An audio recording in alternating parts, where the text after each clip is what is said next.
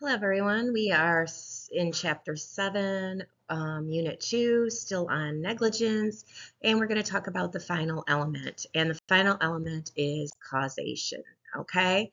So not only did you have a duty to someone, you breached it, but you caused harm, right? So our duty, our breach, and now we're on causing injury.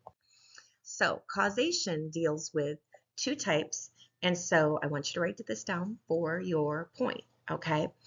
Causation in negligence requires both actual and proximate cause.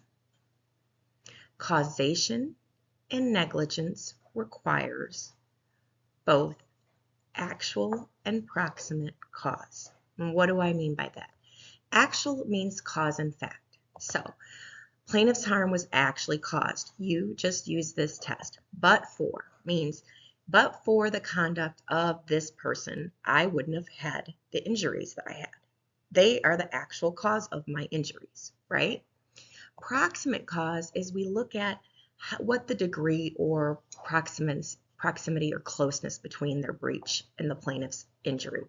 So was it reasonably foreseeable, again, and if it's not, and it's highly extraordinary, then the breach is probably not going to meet the causation requirement, okay? So you need to look at how foreseeable the harm was and how close to the action. Let me use an example. Let's say you are having surgery because someone was negligent and they harmed you. And when you had surgery, the surgeon left a tool in you. That tool caused infection and you had further problems. You are not going to be negligent or liable for the injuries caused by the doctor because that was something that was not a foreseeable injury, and that was something that happened not close, but for your actions, yes. The surgeon would have never left a tool in you, and you would have never been injured, or to that degree. But proximate cause is not going to be met.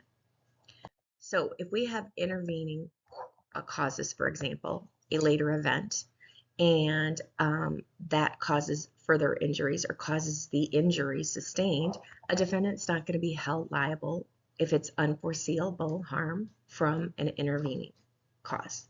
We also have superseding events, meaning something supersedes the conduct of the defendant, and that is not going to meet proximate cause as well.